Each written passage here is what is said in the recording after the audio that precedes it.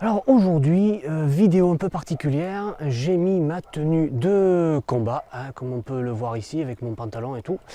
Tout simplement pourquoi? Parce que je vais vous faire un petit tuto sur la taille d'une haie, une haie de Prunus laurocerasus, donc c'est le laurier amande.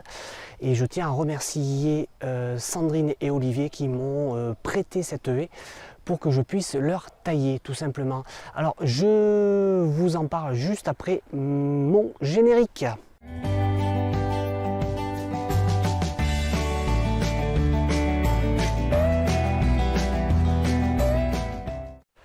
Donc voici la haie que nous allons tailler. Voilà, qui est comme ceci. Voilà. Donc elle n'a pas beaucoup poussé en largeur, par contre en hauteur, comme on peut le voir, c'est pas mal. Donc on va prendre le matériel, on va tailler et puis je reprendrai la vidéo par la suite.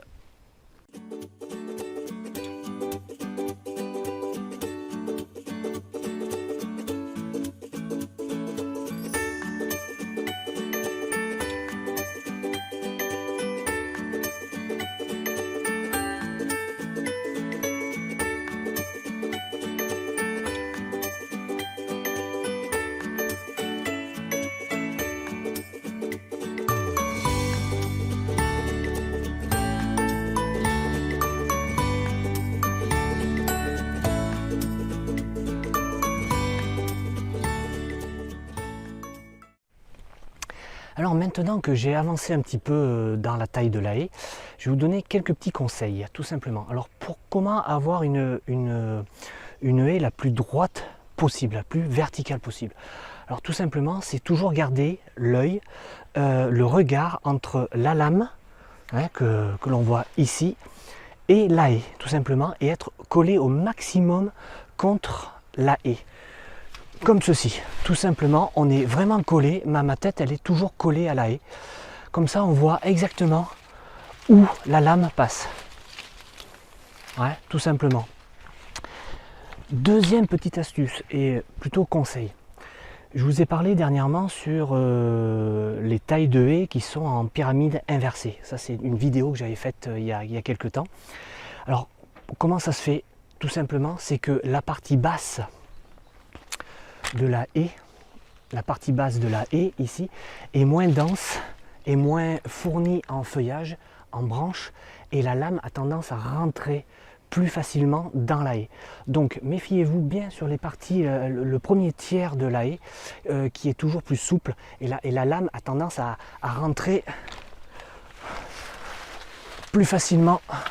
Alors, plus facilement, ouais, je ne sais pas si je vais pouvoir, si, voilà, là, plus facilement que là, voilà, tout simplement.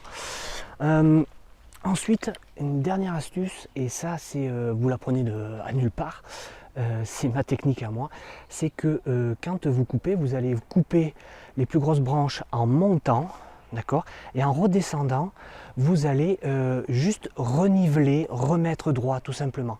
Méfiez-vous à une chose. La technique va arriver, ne vous inquiétez pas. Quand vous avez des grosses branches comme ça, quand vous redescendez, la branche a tendance à venir se mettre comme ceci, et vous risquez de couper plus bas, plus loin en fait dans la branche, et là vous risquez d'avoir un trou. Méfiez-vous simplement à ça. Alors l'astuce, mon conseil, et ce que j'ai découvert à force de travailler, c'est que quand je coupe, ma lame n'est pas droite comme ça. Elle est légèrement inclinée pour monter, comme ça, elle est inclinée pour monter, et je l'incline dans l'autre sens pour descendre. Ça permet de faire une taille beaucoup plus facile, et pour moi je trouve que c'est voilà, il y a une meilleure qualité, tout simplement. Donc voilà les quelques petites astuces. Moi je retourne au boulot, parce qu'il faut quand même que j'avance. Hein. À tout de suite.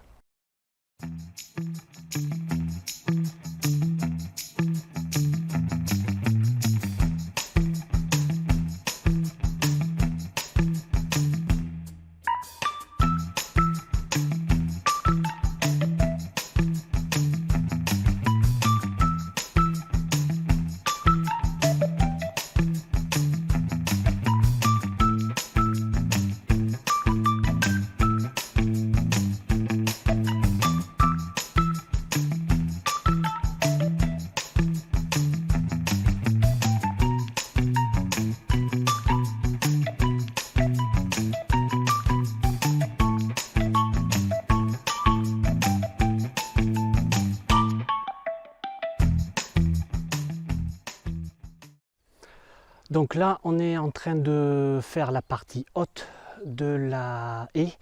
Alors juste quelques astuces tout simplement, c'est que quand vous faites la partie haute, vous allez travailler pas sur les bras en fait. C'est pas les bras qui coupent, c'est l'ensemble du torse qui est bloqué. Je vais vous montrer ça tout de suite là.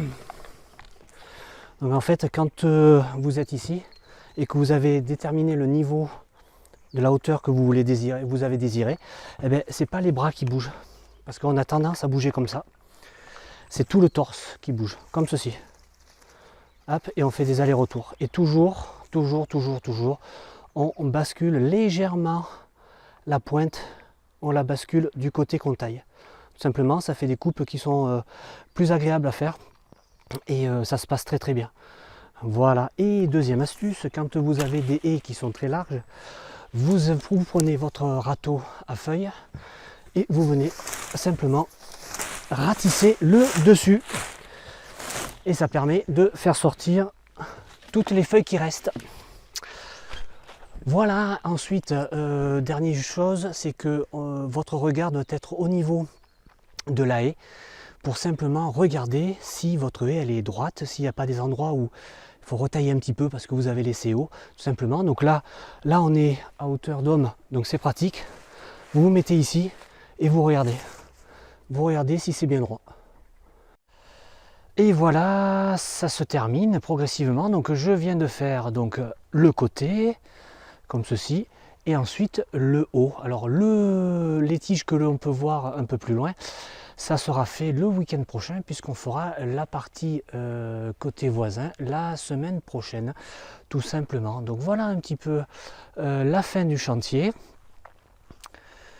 Voilà, avec bien sûr une aide précieuse des propriétaires de la haie qui ont commencé à nettoyer, et ça c'est génial. Voilà, je leur dis un grand merci, parce que ça j'aime pas le faire. Sinon voilà, mais voilà ce qu'il me reste à faire, et voilà comment on peut finir cette petite haie. Alors juste une dernière chose, c'est que avant de nettoyer, ce que vous faites, vous prenez les branches et vous secouez l'arbre comme ceci.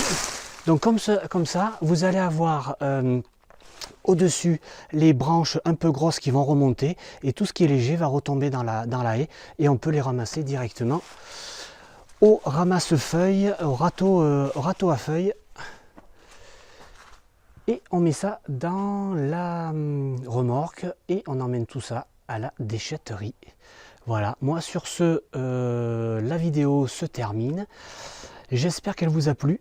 Il y en aura d'autres hein, sur des haies, peut-être encore la taille de haie, la taille d'arbuste. Voilà, ça c'est quelque chose qui m'intéresse énormément, et je remercie encore Sandrine et Olivier pour m'avoir prêté cette magnifique haie.